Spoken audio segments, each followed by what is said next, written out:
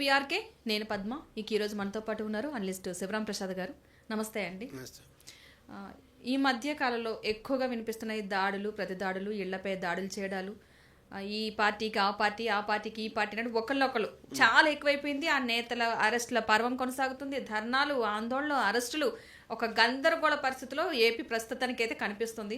అసలు ఏం జరుగుతుంది ఏపీలో అనేది ఒక క్వశ్చన్ మార్క్ అయిపోయింది అందరికీ కూడా. ఈ దాడులు ఏంటి, ప్రతి దాడులు ఏంటి? అసలు ఇది ఒక విధంగా చెప్పాలంటే రాజకీయ పతనం కింద లెక్క. నార్మల్గా ఏంటంటే ఇప్పుడు కూటమి దాదాపు 164 సీట్లతో ఎన్డీఏ కూటమి అధికారంలోకి వచ్చింది. జగన్మోహన్ రెడ్డి గారికి వచ్చింది 11 సీట్లు. సరే, వాళ్ళు రెచ్చగొట్టే విధానం అవలంబిస్తారా లేకపోతే ఇంకొక విధంగా? రాజకీయ అన్న తర్వాత ఒక పద్ధతి ఉంటుంది. అవతల వాళ్ళు తిట్టారు కదా అని మనం వెళ్ళి వాళ్ళని కొట్టేస్తామంటే కుదరదు. ఇప్పుడు జగన్మోహన్ రెడ్డి గారి హయాంలో 2019 వరకు, 14 నుంచి 19 వరకు ఇదే కథ చేసింది. ఆ ప్రతిపక్షం మీద దాడులు చేశారు, అందరి మీద కేసులు పెట్టారు. రఘురామకృష్ణరాజు లాంటి ఎంపీనే తీసుకెళ్ళిపోయి ఆయన్ని అరెస్ట్ చేసి తీసుకెళ్ళి కస్టోడియల్ టార్చర్కి గురి చేశారు. ఆయన సాక్షాత్తు సుప్రీంకోర్టు తలుపు తడితే అప్పుడు ఆయనకి రిలీఫ్ వచ్చిన పరిస్థితి చూసాం. అలాగే చంద్రబాబు నాయుడు గారిని అరెస్ట్ చేయటం, ఆయన ఇంటి మీద దాడి, అలాగే తెలుగుదేశం పార్టీ ఆఫీస్ మీద దాడి చేయటం, ఇవన్నీ కూడా, ఇటువంటి వ్యవహారాలన్నీ కూడా ప్రజలు చూశారు, వాటిని అసహించుకున్నారు. ఇది కరెక్ట్ కాదు, రాజకీయం ఇట్లా ఈ విధంగా చేయకూడదు అనేది ప్రజలు వాళ్ళు ఏ విధంగా అయితే నిర్ణయించుకున్నారో అది మీకు తర్వాత వచ్చిన ఎన్నికల్లో ప్రతిఫలించింది 2024లో. ఇప్పుడు మరి వైసీపీ చేసిన దాన్నే మనం వాళ్ళు చేసిన దాన్ని స్టాండర్డ్గా తీసుకుందాం అనుకుంటున్నారో ఏంటో. మరి ఎప్పుడు లేని అలవాటు మొదలైంది తెలుగుదేశం పార్టీలో కూడా. ఇవాళ సరే విమర్శించారు, లేదు తిట్టారు. తిడితే ఏం చేయాలి? మీకు కావాలనుకుంటే అక్కడికి వెళ్ళి ధర్నా చేయండి, లేకపోతే ఒక రాష్ట్ర వ్యాప్తంగా నిరసన తెలియజేయండి. రాష్ట్ర వ్యాప్తంగా మీరు అక్కడ ఉన్న పోలీసు వాళ్ళకి నిరసన తెలియజేయండి, లేకపోతే గవర్నర్కి పిటిషన్ ఇవ్వండి. మీరు ఆడ కూర్చుని పోలీస్ స్టేషన్లో రిపోర్ట్ ఇవ్వండి, ఎక్కడికక్కడ కేసులు పెట్టండి. కేసులు పెడితే అప్పుడు మీరు చేసిన దానికి ఒక ఫలితం ఉంటుంది. అంతేగాని మీరు తిట్టాం కాబట్టి మేము వెళ్ళి మిమ్మల్ని కొడతామని ఆ ఇంటి మీద దాడులు చేయటం అనేదాన్ని, ఇప్పుడు దీన్ని ఏమంటారంటే, ఇప్పుడు ఒక సిస్టమ్ ఉంది. ఇదివరకు ఎప్పుడో మొసపెటేనియాలో హమ్మురాబీ చట్టం అని ఒకటి ఉండేది. హమ్మురాబీ అని ఒక రాజు ఉండేవాడు. ఆయన ఏంటంటే ఆయన ఒక లా పెట్టాడు. ఆయన్ని స్తంభాల మీద ఒకటి చెక్కిచ్చాడు. ఏమనంటే, కన్ను కనుక అవతలాడి కన్ను పోతే ఈ కన్ను తీయించేయటం, వాడు చేయకపోతే వీడు చేయి తీయించాడు. ఇదే శిక్షామల అనమాట. అంటే కంటికి కన్ను, చేతికి చెయ్యి, పంటికి పన్ను. ఇది మన భారతదేశంలో ఒక రాజ్యాంగం అమల్లో ఉన్నప్పుడు ప్రజాస్వామ్యంలో కుదరదు. మీరు చట్టాన్ని చేతిలో తీసుకోవడం కుదరదు. మీరు ప్రజల నుంచి ఎలక్ట్ అయినప్పుడు ప్రజలకు జవాబుదారీగా ఉండాలి, రాజ్యాంగానికి జవాబుదారీగా ఉండాలి. శాంతి భద్రతలు కాపాడాల్సిన బాధ్యత ఎవరిది? ప్రభుత్వాన్ని. ప్రభుత్వంలో ఉన్న వాళ్ళు దాడి చేయటం అనేది అసలు ఏ విధంగానూ సమర్థనీయం కాదు. సరే, అది మరి ఒక రోజు ఆలస్యమైందో 2 రోజులు ఆలస్యం, మొత్తం మీద గుర్తించారు చంద్రబాబు గారు. గుర్తించిన తర్వాత మొత్తం ఎవరైతే కల్పిస్తున్నారో వాళ్ళందరి మీద కేసు పెట్టమన్నారు, అరెస్ట్ చేయమన్నారు. సరే, అరెస్ట్ చేశారు, బెయిల్ తెచ్చుకున్నారో ఏదైంది. అయితే అప్పటికి మేల్కొన్నారు. ఏం జరుగుతుంది ఇక్కడ, ఎందుకు ఈ విధంగా జరుగుతుంది, ఏ విధంగా మనం చేయకూడదు, మీరు ఇట్లా రియాక్ట్ అవ్వద్దు, కావాల్సింది ఇదే విధంగా అనుకుంటున్నారు కావాలని. యాక్చువల్గా జగన్మోహన్ రెడ్డి గారికి కావాల్సింది ఏంటి? వాళ్ళ రాష్ట్రంలో సాఫీగా కనుక పరిపాలన సాగితే, ఏమి ఇబ్బంది లేకుండా పరిపాలన సాగితే ఆయన మళ్ళీ వచ్చే అవకాశం లేదు. కాబట్టి ఏం కావాలి ఆయనకి? అన్రెస్ట్ కావాలి. అన్రెస్ట్ కావాలంటే ఆయన ఏదో ఒక ప్రయత్నం చేస్తే దాన్ని మీరు రెట్టింపు చేసి అన్రెస్ట్ని క్రియేట్ చేసే అవకాశం ఇస్తున్నారు. అది ప్రభుత్వం చేయాల్సిన పని కాదు. దాని మూలన ఎవరికి నష్టం? ఇప్పుడు ఇదే పని జగన్మోహన్ రెడ్డి గారు చేశారు. లేకపోతే ఆయన 2019లో అధికారంలోకి వచ్చిన తర్వాత ఏ విధమైన కక్ష సాధింపులు లేకుండా ఆయన దాని ఆయన పరిపాలన చేసుకుంటే 2024లో కూడా ఆయనే మళ్ళీ ముఖ్యమంత్రి అయ్యే అవకాశం వచ్చేది. అట్లా కాకుండా కక్ష సాధింపు ధోరణులు, అట్లాగే ఈ మన రివర్స్ టెండరింగ్ అని చెప్పి పోలవరాన్ని చెడగొడటం, లేకపోతే అభివృద్ధి కార్యక్రమాలని ఇచ్చేయకపోవటం, తర్వాత అమరావతి మీద అనవసరంగా దాన్ని 3 రాజధానులని నష్టం కలగజేయటం. దీంతో ఏంటంటే ఆయన మీద ఒక ముద్ర పడిపోయింది, అభివృద్ధి నిరోధకుడు. ఆయనకి రాష్ట్రం శాంతియుతంగా ఉండటం గిట్టదు. ఆ ముద్ర పడిపోవటం వల్ల నష్టం జరిగింది. దాని తర్వాత ఏంటంటే land titling act, Chandrababu Naidu గారిని అరెస్ట్ చేయటం, తర్వాత భువనేశ్వర్ గారిని అసెంబ్లీలో దూషించడం, ఇవన్నీ కూడా ప్రజల మనసులో ఒక ఒక ఇమేజ్ అతని మీద ఇదేంటిది, ఇది రాజకీయం కాదే అనే ఒక విధమైన అభిప్రాయం వచ్చింది. ఇప్పుడు మీరు కూడా అదే విధమైన ఏర్పాటు చేసుకుంటున్నారా? తెలుగుదేశం పార్టీ చరిత్రలో ఎప్పుడూ లేదట. ఇంతవరకు ఈ 43-44 ఏళ్లలో తెలుగుదేశం పార్టీ చరిత్రలో ఎప్పుడూ లేని వ్యవహారం ఇప్పుడు జరుగుతుంది. కాబట్టి వెంటనే దాని మీద చర్యలు తీసుకోవాలనేది నిర్ణయించుకుని ఇప్పుడు కూటమి పార్టీలు మొత్తం కలిపి మనం సమన్వయ కమిటీలు వేసుకోవాలి, సమన్వయంగా పనిచేయాలని ఇప్పటికీ ఇది ప్రభుత్వం ఏర్పడిన తర్వాత దాదాపు 19 నెలలకు కానీ జ్ఞానోదయం కాల. మరి ఏం చెప్పాలి దీనికి? అంతేకాకుండా అప్పుడు రెడ్ బుక్ రాజ్యాంగం అంటూ లోకేష్ పెట్టిన దాని మీద ఇప్పుడు వచ్చింది ప్రచారం. దాని ప్రకారం వీళ్ళు చేస్తున్నారు. రెడ్ బుక్, బ్లూ బుక్ ఇవన్నీ అసలు కుదరవు. అది కక్ష సాధింపు చర్యలాగా మీరు అరెస్ట్ చేసినా దానికి సరైన ఇది లేకపోతే ఇమ్మీడియట్ గా కోర్టు ప్రొటెక్షన్ ఇస్తుంది, ఇమ్మీడియట్ గా కోర్టు వదిలేయమంటుంది. మీ ఇవన్నీ ఊరికే చెప్పడానికి లేకపోతే కార్యకర్తలను ఉత్తేజపరచడానికి మేము కూడా ఏదో చేస్తామంటానికి ఒక్కటే నేను ప్రశ్నిస్తున్నా. ఈ రెడ్ బుక్ అనే వాళ్ళని కానీ ఇంకోళ్ళని కానీ 2024 ముందు ఏ తెలుగుదేశం పార్టీ నాయకులు, కూటమి పార్టీ నాయకుల మీద కేసులు ఉన్నాయో అవన్నీ పోయినాయి. ఇప్పటికి కోర్టుల చుట్టూ ఇంకా తిరుగుతూనే ఉన్నారు వాళ్ళందరూ. ఏ కేసులు మాఫీ అవ్వాల, ఏ కేసులు పోలా, వాళ్ళు ఇంకా కోర్టుల చుట్టూ తిరుగుతూ ఉంటారు. ఇవన్నీ ఊరికే పైకి చెప్పటానికి ఇది ఒక కొద్దిగా ఈ కార్యకర్తలని వీళ్ళని ఉత్తేజపరచడానికి పనికి వస్తుంది తప్ప ఇక మీకు ఆలోచనలో కానీ ఆచరణలో కానీ జరిగే పని కాదు. ఇక మరొకటి, ఈ కూటమి గురించే మాట్లాడుతున్నాం కాబట్టి సీఎం చంద్రబాబు నాయుడు గారు మీటింగ్ పెట్టి ఎమ్మెల్యేలకు, మంత్రులకు కూడా వార్నింగ్లు ఇస్తున్నారు. మీ నియోజకవర్గాలకు సంబంధించి ఎమ్మెల్యేలు కావచ్చు, ఏ మాత్రం తీరు మారిపోయినా మిమ్మల్ని పక్కన పెట్టి వేరే వాళ్ళకి మీ ప్లేసెస్ మారుస్తామని కానీ, కొంతమంది ఎమ్మెల్యేల మీద వచ్చిన ఆరోపణలకు సంబంధించి మాట్లాడడం కానీ, ఈ మధ్యకాలంలో కూటమి ప్రభుత్వంలో ఉన్న జనసేన వాళ్ళ మీద కావచ్చు, టీడీపీ వాళ్ళ మీద కావచ్చు చాలా ఎక్కువగా వస్తున్నాయి. ఎమ్మెల్యేలు చేసే అరాచకాలని, కొన్ని మాఫియాలని, కొన్ని కొన్ని ఆరోపణలు, అమ్మాయిలతో ఉంటున్నారని, ఇలాంటివన్నీ వస్తున్నాయి. ఈ నేపథ్యంలో నా మాట వినండి, నా మాటకు కూడా వాల్యూ లేకుండా నాకే చెప్పే స్థాయికి ఎదిగిపోతున్నారా మీరు అంటూ కూడా వ్యాఖ్యలు చేస్తున్నారు. అంటే కూటమి ప్రభుత్వంలో, అంటే ఎస్పెషల్లీ ఇప్పుడు వచ్చిన మీరన్నట్టు ఎప్పుడు కూడా 43 ఏళ్ల క్రితం లేనిది ఇప్పుడు కొత్తగా వస్తుందంటే ఇవి కూడా కొత్తగానే వచ్చినట్టేనా? అంతే కదా. మామూలుగా అంటే హ్యూమన్ వీక్నెస్ ఉంటాయి. అయితే ఏంటంటే ఇట్లాగా బొయ్కిలు మెళ్ళ వేసుకుని తిరగదు ఎవరిలో.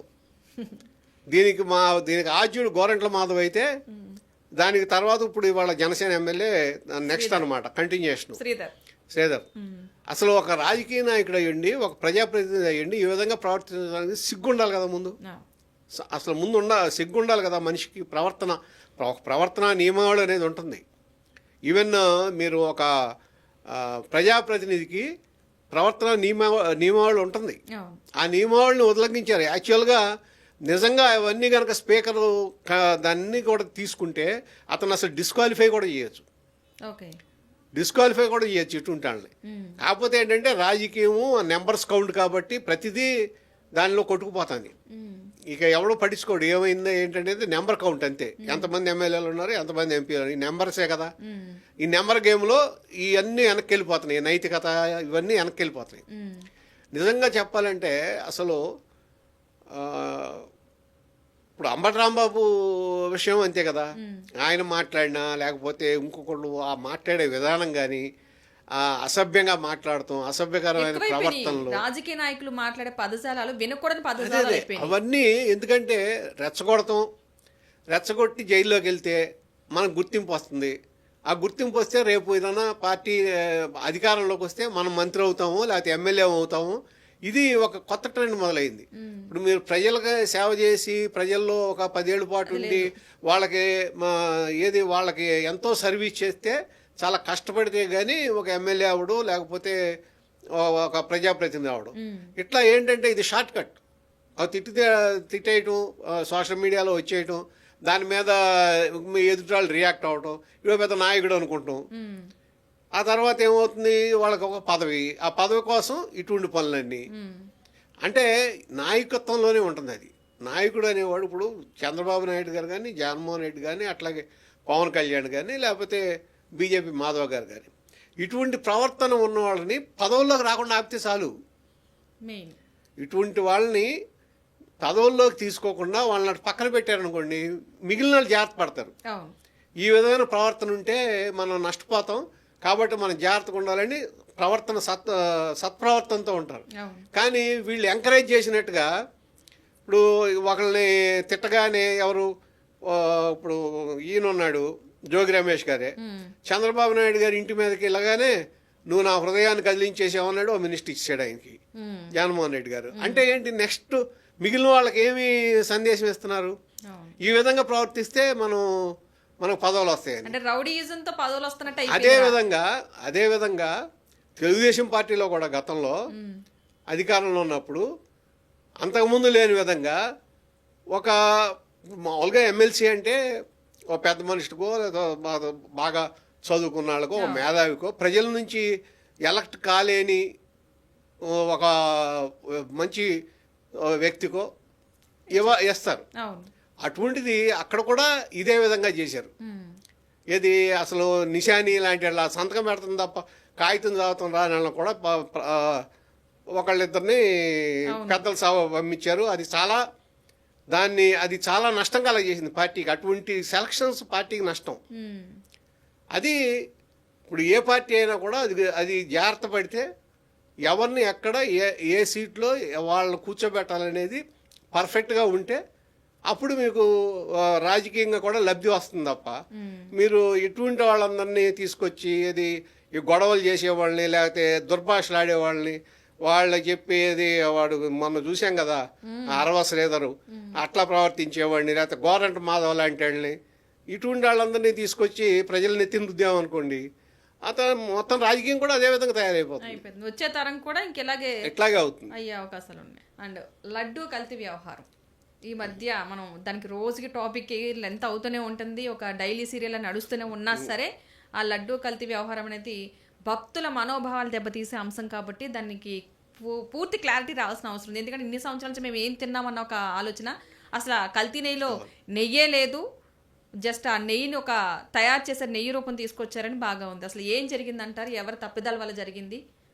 యాక్చువల్గా చెప్పాలంటే సిట్ రిపోర్ట్లో ఇచ్చింది ఏంటంటే అసలు అది నెయ్యే కాదు, అది చాలా 80% ప్రమాదకరమైన రసాయనాలతో తయారు చేసిన పదార్థం నెయ్యి. దానికి నెయ్యి అనే పేరు పెట్టారు. అసలు నెయ్యే కాదు, అది అసలు కల్తీ కూడా కాదు, నకిలీ నెయ్యి. ఇది సిట్టు అభిప్రాయం. దీంట్లో మీరు కూడా అడిగిన దాన్ని బట్టి ఏంటంటే అసలు ఎక్కడ ఎందుకు ఎట్లా జరిగింది అంటే, గతంలో మీకు టీటీడీ ఎవరు చైర్మన్ అయినా ఏ ప్రభుత్వం అన్నా ఈ ప్రొక్యూర్మెంట్ విషయానికి వచ్చేటప్పటికి కొన్ని లక్షల టన్నులు కొంటారు కాబట్టి ఏమవుతుందంటే దానికి కొన్ని స్ట్రిక్ట్ నిబంధనలు పెట్టారు. ఇన్ని లక్షల లీటర్ల పాలు ఇచ్చేయాలి, తర్వాత ఇంత ఈ ప్రొక్యూర్మెంట్ విధానంలో దానికి ఒక కండిషన్స్ ఎవళ్ళైతే టెండర్లో పాల్గొంటారో వాళ్ళకి ఎవడు పడితే ఆడు పాల్గొకుండా కొన్ని నిబంధనలు పెట్టారు.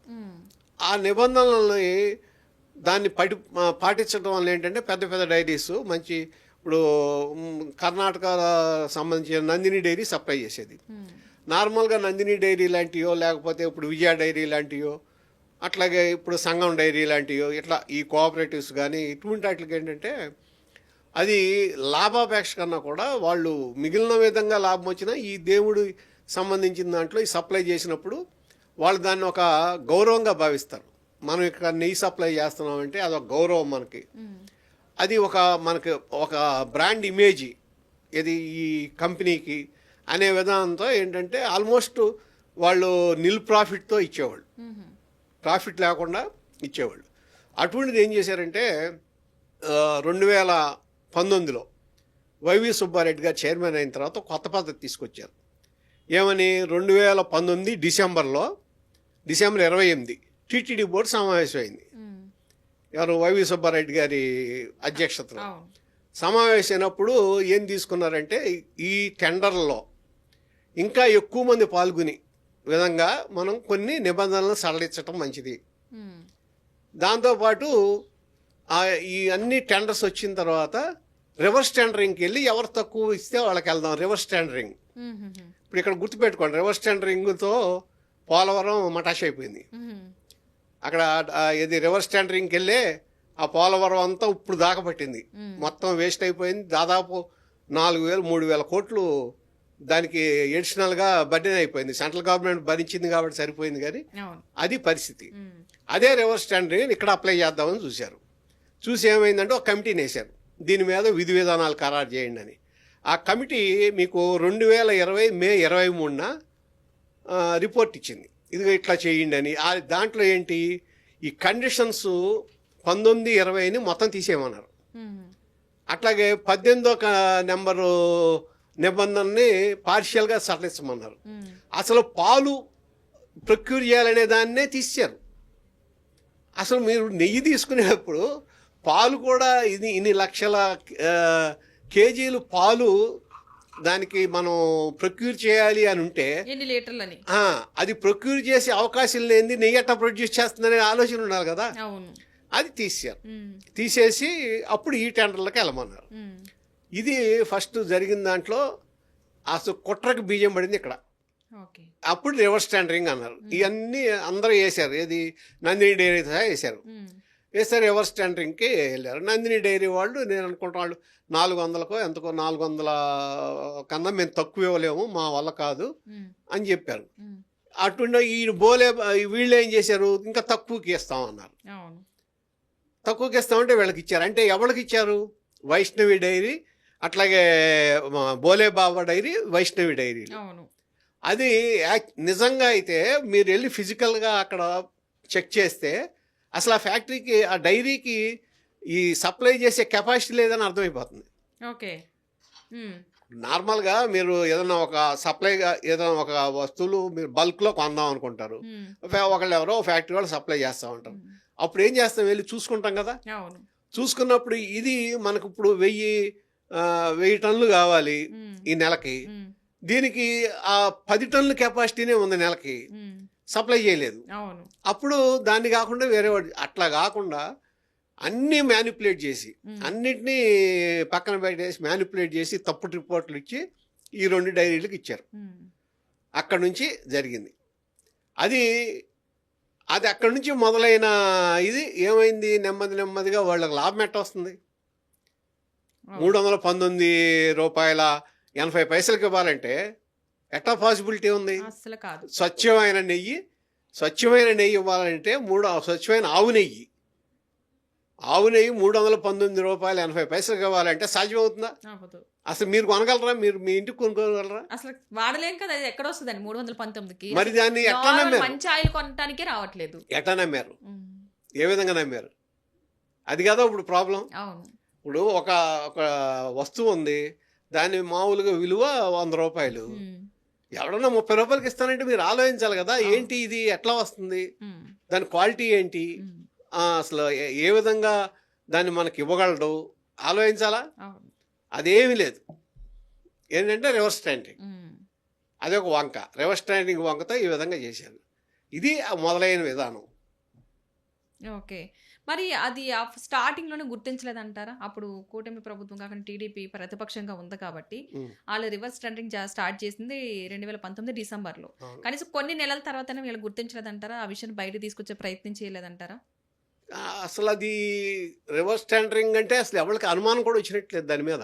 అసలు డౌట్ కానీ తినే టేస్ట్ లో కూడా తెలియలేదంటారా? యాక్చువల్గా చాలా మందికి కొంత తేడా తెలిసింది, డ్రై అయిపోతుంది లడ్డు, ఎందుకని ఎప్పుడు ఇట్లేదు అన్నప్పుడు ఏంటంటే క్వాలిటీ తక్కువ ఉంటుందని ఎవరైనా అనుకుంటారు. కానీ ఇట్లా ఈ విధంగా ఇది అసలు నేతినే తయారు చేస్తారని ఎవడో అనుకోడు కదా, సింథటిక్ నెయ్యి వాడారని అనుకోం కదా, ఎవరికా ఆలోచన కూడా రాదు. అసలు అంత ధైర్యం చేస్తారా సింథటిక్ నెయ్యిని దేవుడికి ఉపయోగించి అంత ధైర్యం చేస్తారా ఎవరన్నా అనేది కూడా ఉంటుంది కదా, కొంత భయం అనేది ఉంటుంది కదా, దైవభీతి ఉంటుంది కదా. మరి అది ఆ విధంగా మనం అనుకుంటామా అని ఒక భయం ఉంటుంది. అది అసలు ఎవడో ఎక్స్పెక్ట్ చేయలే. అయితే ఇప్పుడు ఏమంటున్నారు కొంతమంది వైఎస్ఆర్సీపీ నాయకులు కానీ అధికార ప్రతినిధులు కానీ, మా అప్పుడు కరెక్ట్గానే ఉంది, మీరు కూటమి ప్రభుత్వం వచ్చిన తర్వాతే మీ దాంట్లోనే వ్యవహారంలో ఇప్పుడు ఏఆర్ డైరీ వచ్చింది, మేం కాదు, మాకేం సంబంధం లేదు అంటున్నారు. ఇక్కడ అసలు నిజాలు మనం చర్చించుకోవాల్సి వస్తుంది. ఎందుకంటే ఇప్పుడు ఏఆర్ డైరీ ఉంది కదా, యాక్చువల్గా 12/3/2024 అప్పటికి ఏ గవర్నమెంట్ ఉంది? వైసీపీ వాళ్ళది, జగన్మోహన్ రెడ్డి గారి ప్రభుత్వం కదా ఉంది. అప్పుడు ఈ టెండర్లో అది 319 రూపాయల 80 పైసలకి ఇస్తామని చెప్పి వాళ్ళు టెండర్లో ఇదయింది. 10 లక్షల కేజీలు సప్లై చేయడానికి వాళ్ళ ఈ టెండరు ఖరారైంది.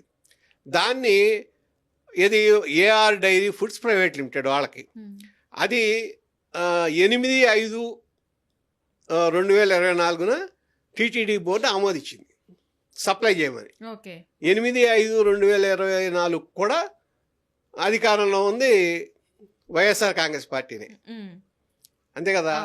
అప్పటికి అయితే ఎప్పుడు వచ్చింది? చంద్రబాబు నాయుడు గారు చేసింది ఎప్పుడు? జూన్లో పదవి స్వీకారం చేశారు.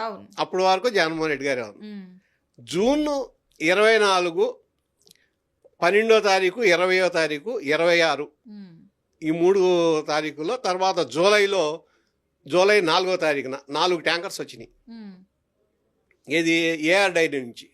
ఆ 4 ట్యాంకర్స్ వచ్చినప్పుడు అప్పుడు వీళ్ళు క్వశ్చన్ చేశారు, అసలు ఈ రేటుకి నెయ్యి ఎట్లా ఇస్తున్నారు, ఈ రేటుకి నెయ్యి ఎట్లా ఇవ్వగలుగుతున్నారు అనుమానం వచ్చి దానికి శాంపుల్స్ పంపించారు.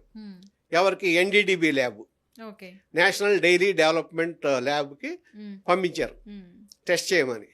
టెస్ట్ చేయమని పంపిస్తే ఏమొచ్చింది? దాంట్లో టెస్ట్ రిపోర్ట్ వచ్చింది. ఇది టెస్ట్ రిపోర్ట్. ఇది టెస్ట్ రిపోర్ట్లో మీకు ఎస్ వాల్యూ ఉంటుంది. ఎస్ వాల్యూ ఏంటంటే నార్మల్గా 98 నుంచి 101 ఈ లోపు ఉండాలి ఎస్ వాల్యూ. కాకపోతే ఇక్కడ ఒక్క దాంట్లో తప్ప మిగిలిన వాటిలో 106.99, అట్లాగే 117, అట్లాగా ఒక్కొక్కటి ఎక్కువ వచ్చినాయి. ఒక దాంట్లో 4వ శాంపుల్లో 117.15 ఉంది. దాని రిపోర్ట్ ఏంటంటే లార్డ్ అంటే పంది కొవ్వు కలిసే అవకాశం ఉంది అని ఆ రిపోర్ట్లో.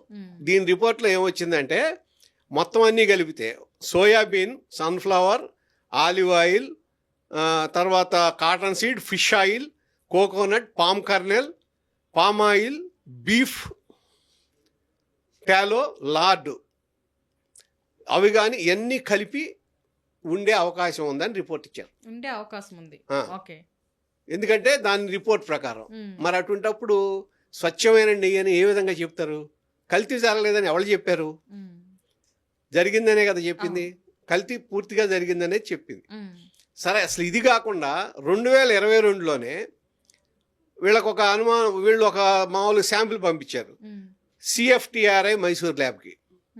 ఆ ల్యాబ్ కూడా మీకు పాలు కల్తీ జరిగిందని చెప్పారు 2022లోనే. మరి అప్పటి నుంచి ఎందుకు యాక్షన్ తీసుకోవాలా ఎవరి మీద? ఆ నివేదికను ఎందుకు తొక్కిపెట్టింది బోర్డు? వాళ్ళకి ఇప్పుడు మన సిట్ రిపోర్ట్లో ఏమొచ్చింది? వాళ్ళకి ఆ డైరీని, ఏది బోలేబాబా డైరీకి సంబంధించిన వాళ్ళని మీరు కేజీకి 25 రూపాయలు ఇస్తేనే నేను ఇచ్చేస్తాను, లేకపోతే లేదని చెప్పి సుబ్బారెడ్డి గారి పిఏ అతను బెదిరించాడని, దానికి సంబంధించి అతను కాకుండా వేరే వాళ్ళ ద్వారా 4 కోట్లు ఎంతో అతను బ్యాంకు ట్రాన్స్ఫర్ అయింది, హవాలా ద్వారా ట్రాన్స్ఫర్ అయిందని హవాలా ఏజెంట్ కూడా పట్టుకున్నారు. ఇతనికి డబ్బులు ఇచ్చిన హవాలా ఏజెంట్ బాంబేలో అతను కూడా పట్టుకున్నారు. ఈ సీటు అతను కూడా విచారించారు. ఇవన్నీ జరిగిన తర్వాత ఇవాళ ఈయనకి కెమికల్ విషయాల్లో సలహా ఇచ్చిన సురేంద్రనాథ్ అనే ఆయన, తర్వాత ఇంకా ఇద్దరు బోలేవా డైరీకి సంబంధించిన వీళ్ళందరూ అప్రూవర్స్గా మారిపోయారు. అప్రూవర్గా మారిపోయి ఇప్పుడు ఆయనకు వచ్చిన దాంట్లో 75 లక్షలు ఎంతో తిరిగి ఇచ్చాడు ఎవరికో. ఇది నేను పాపం చేశాను ఇవన్నీ అక్కడ ప్రూఫ్స్ ఉన్నాయి. మరి అమాయకత్వం నటిస్తే అట్టగా జరిగింది కల్తీ అనేది ఖాయం. అట్లా కాకుండా ఇప్పుడు ఏమంటారు, మన ఐసిఏఆర్ రిపోర్ట్లో ఎక్కడ అసలు ఏమీ జరగలేదని చెప్పారు. అక్కడ ఏది జంతు కొవ్వు లేదని చెప్పారు. అది అసలు వాళ్ళు చెప్పింది ఏంటంటే మీరు పంది కొవ్వుకి సంబంధించి దానికి టెస్ట్ చేసే అంత కెపాసిటీ మాకు లేదని చెప్పారు. వాళ్ళకి ఆ కెపాసిటీ లేదు ఆ ల్యాబ్కి. ఓకే. ఆ ల్యాబ్కి లేనప్పుడు వీళ్ళు ఈ విధంగా అడిగినప్పుడు వాళ్ళు చెప్పింది అది. దాంతోపాటు వాళ్ళు చెప్పింది ఏంటి, వెజిటబుల్ ఆయిల్స్ ఇవన్నీ వాళ్ళు చెప్పింది ఏమంటే మోనోగ్లిజరైడ్స్, తర్వాత palm oil, palm kernel, beta carotene, ఎస్టిక్ యాసిడ్, లాక్టిక్ యాసిడ్, తర్వాత వాషింగ్ పౌడర్లో వాడే లప్సా అనే ఒక కెమికల్, ఇవన్నీ వీటిలన్నింటినీ కలిపి తయారు చేసిన నెయ్యి లాంటి పదార్థం అది. అది దాంతో లడ్డు తయారు చేశారని క్లియర్ కట్గా వాళ్ళు ఇచ్చారు రిపోర్ట్. వాళ్ళు ఇవ్వలేదు అంటున్నారు కదా, SIT charge sheet page number 35, 123, 210 ఈ మూడిట్లో క్లియర్గా ఉన్నాయి ఇవన్నీ. ఇంకా అటువంటిప్పుడు మేము అమాయకులు ఏం జరగలేదు అంటే కుదరదు కదా. అక్కడ డాక్యుమెంటరీ ఎవిడెన్స్ ఉంది.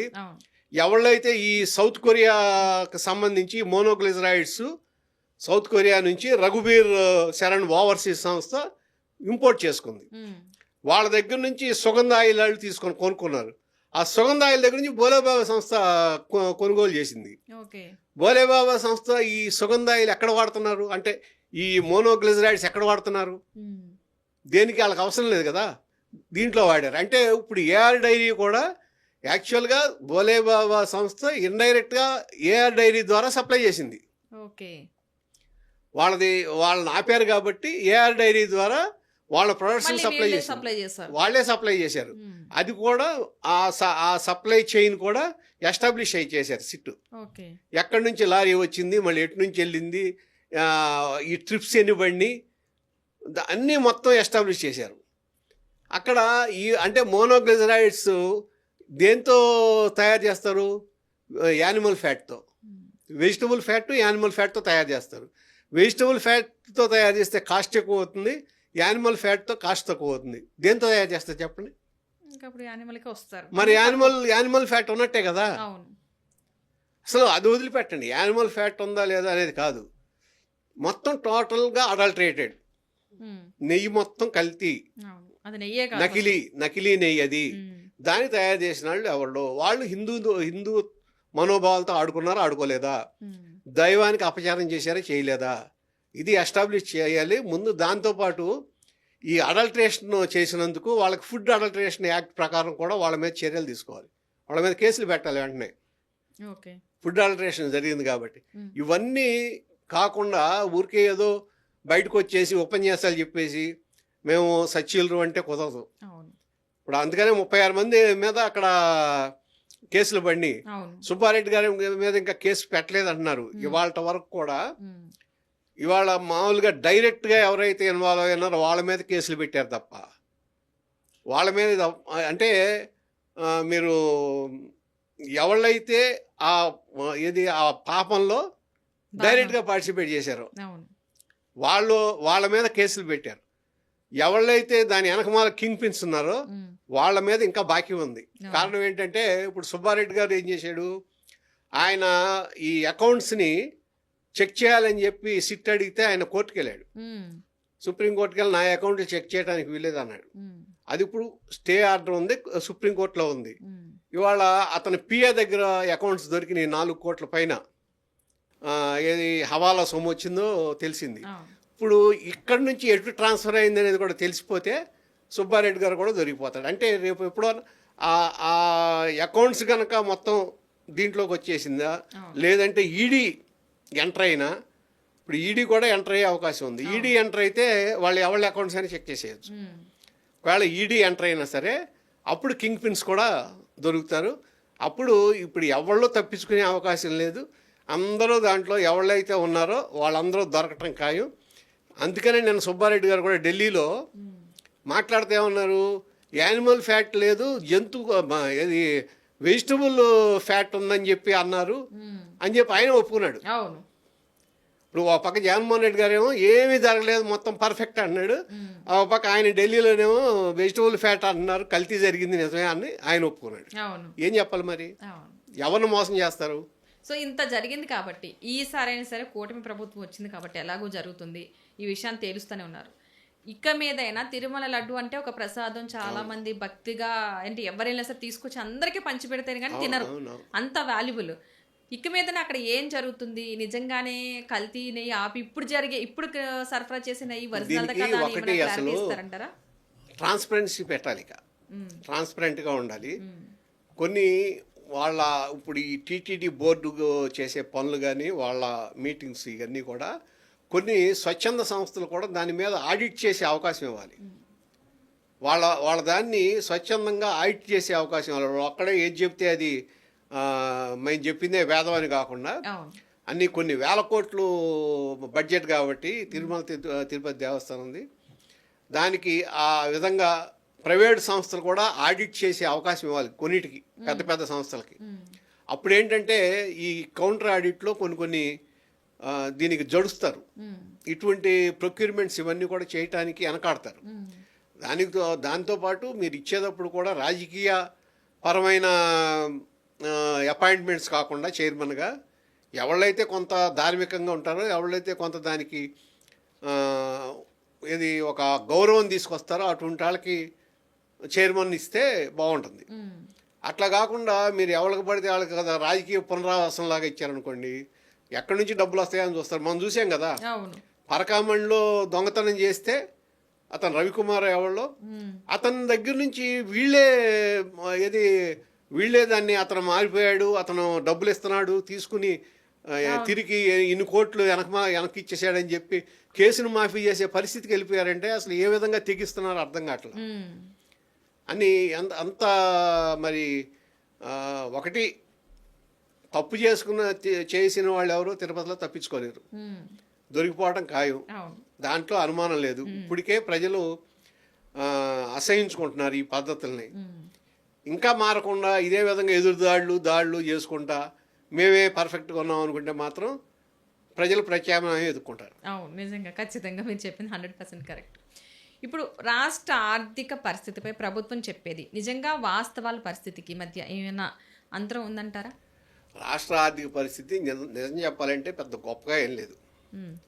ఎందుకంటే మొన్నటిదాకా చూసాం కదా, జగన్మోహన్ రెడ్డి గారు వెళ్ళేటప్పటికే దాదాపు 9.5 లక్షల కోట్లు 10 లక్షల కోట్లు అప్పు చేసి వెళ్ళాడు. తర్వాత ఇప్పుడే కొద్దిగా పట్టాలు ఎక్కుతుంది. ఈలోపు మళ్ళీ ఈ సంక్షేమ కార్యక్రమాల వాటికి చంద్రబాబు నాయుడు గారు అప్పు చేయాల్సి వచ్చింది. ఇప్పటికే 11 లక్షల కోట్లే అంత అప్పు ఉన్నట్టుంది సుమారు. కాకపోతే ఏంటంటే ఈసారి కొద్దిగా మీకు ఇన్ఫ్రాస్ట్రక్చర్కి వాటికి ఖర్చు పెడుతున్నారు. అంటే మామూలుగా ప్రతిదానికి ఇదివరకు ఏంటంటే సంక్షేమానికి ఖర్చు పెడితే చాలు, అభివృద్ధి అక్కర్లేదనే పరిస్థితి కాకుండా సంక్షేమానికి ఖర్చు పెట్టాలంటే అభివృద్ధి ద్వారా మీకు ఆదాయం వస్తేనే సంక్షేమానికి ఖర్చు పెట్టగలరు. అంతేగాని అప్పు తీసుకొచ్చి ఖర్చు పెడితే ఎన్నాళ్ళు అప్పు చేస్తారు, ఎక్కడో ఒకసారి ఆగిపోతుంది. వీలు ఆగిపోతే మీరు ఏమి ఇవ్వలేరు. అట్లా కాకుండా ఏంటంటే ఇప్పుడు చంద్రబాబు నాయుడు గారు వచ్చిన తర్వాత ఈ దాదాపు 20 నెలల్లో 8,50,000 కోట్లు పెట్టుబడులు గ్రౌండ్ అయినాయి అంటున్నారు. ఇంకా 7-8 లక్షల కోట్లు దాదాపు గ్రౌండ్ అవ్వాల్సినవి ఉన్నాయి, అవి కూడా తీసుకొచ్చే అవకాశం ఉంది. అట్లాగే ఇప్పుడు గూగుల్ డేటా సెంటర్ వచ్చింది. మొదట్లో ఎవరో ఏదో మాట్లాడినా ఇప్పుడు దాని ఇంపార్టెన్స్ ఏంటనేది అర్థమైపోయింది. ఇవాళ విశాఖపట్నం ఏంటంటే డేటా క్యాపిటల్ ఆఫ్ ఇండియా లాగా అయిపోతుంది, అది డేటా క్యాపిటల్ అవుతుంది. ఆ తర్వాత ఏమవుతుందంటే దానికి అనుబంధంగా పరిశ్రమలు రావటం, ఆ డేటా ఉపయోగించుకునే వాళ్ళు, అదంతా ఒక ఎకో సిస్టమ్ డెవలప్ అవుతుంది. అట్లాగే ఇప్పుడు అమరావతి వచ్చేటప్పటికి ఇవాళ క్వాంటమ్ కంప్యూటర్స్ శంకుస్థాపన చేస్తున్నారు. క్వాంటమ్ కంప్యూటింగ్ అనేది నిజంగా చాలా హై ఎండ్ టెక్నాలజీ. అది నార్మల్గా మీరు చూస్తారు కదా, కంప్యూటర్లో ఏదన్నా ఒక క్యాల్కులేషన్ చేయాలంటే ఒకే ఆల్గారిథం ఉంటుంది. అది అట్లా కాదు, మీరు ఒక క్యాల్కులేషన్ చేయాలంటే ఒక 100,00,000 ఆల్గారిథమ్స్ ఎట్ ఏ టైం చేసేస్తుంది.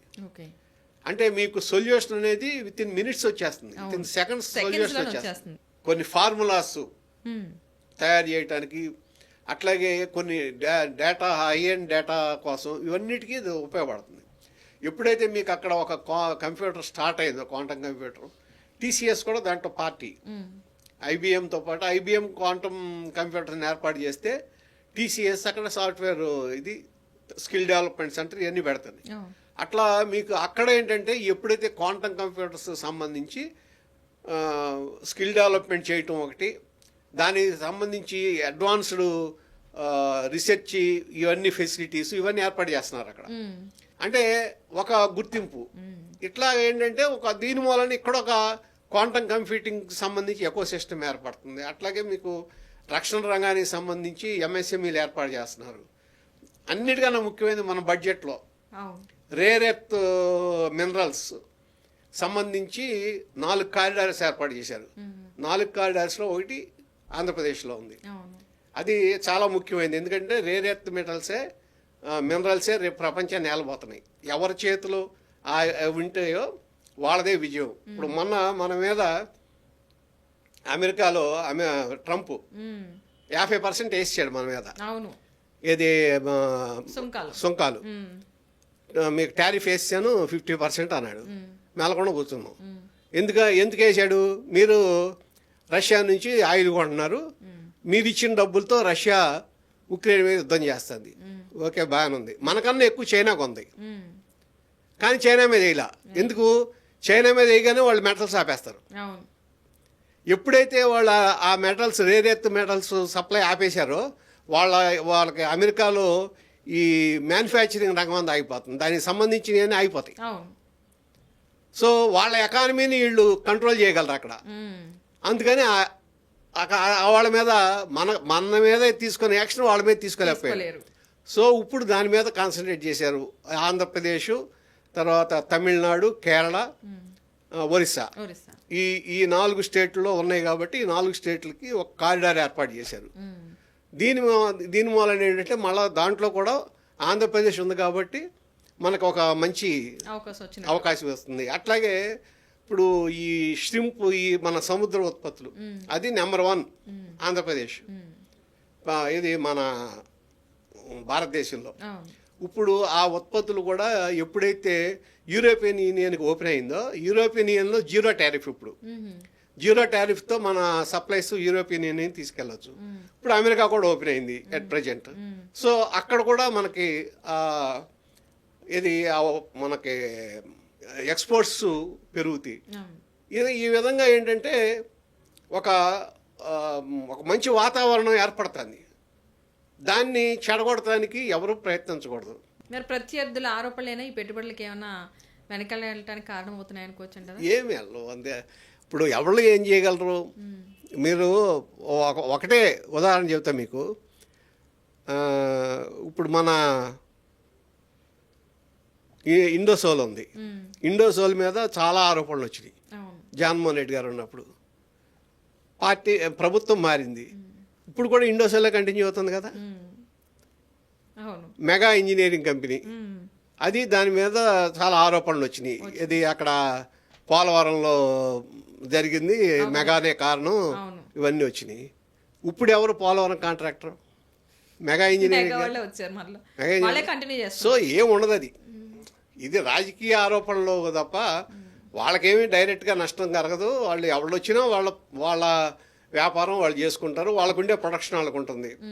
దానికి ఒకటే మీకు ఒకవేళ అట్లా కాకుండా వెళ్తే ఏ విధంగా ఎదురు దెబ్బ తగులుతుందనే దానికి ఉదాహరణ జగన్మోహన్ రెడ్డి గారే. ఆయన రాగానే ఏం చేశాడు? పీపీఎల్ రద్దు అన్నాడు, పవర్ పర్చేజ్ అగ్రిమెంట్లు.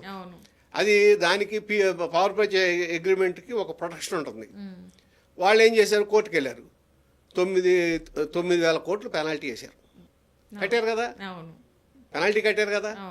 మరి వాళ్ళకేం నష్టం రాదు. కానీ దాన్ని ఉదాహరణగా చూపించి మోడీని నిలదీశారు వాళ్ళు.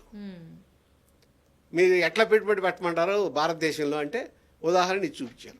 సో ఆ లైన్లోకి పరిపాలించే వాళ్ళు ఎవరు వెళ్ళకూడదు, కక్ష సాధింపులోకి వెళ్ళకూడదు. ఎవరి పని వాళ్ళు చేసుకోవాలి. రాజకీయమే, వ్యాపారస్తుల మూలన మీకు ట్యాక్స్లు వస్తాయి కదా. మీరు పరిపాలించడానికి డబ్బులు వస్తాయి కదా. మీరు ఎవరికన్నా ఒక మన సంక్షేమ కార్యక్రమం అమలు చేయాలంటే ఫండింగ్ వస్తుంది కదా. ఇవన్నీ రావాలంటే మీరు మిగిలిన రాజకీయం వేరుగా పెట్టుకోవాలి, డెవలప్మెంట్ వేరుగా పెట్టుకోవాలి. డెవలప్మెంట్ రాజకీయం అనేది అణచకూడదు. దేని దారి దానిదే ఉండాలి. అప్పుడే సరైన అభివృద్ధి వస్తుంది. మంచి ఇన్ఫర్మేషన్ ఇచ్చారండి. Thank you so much.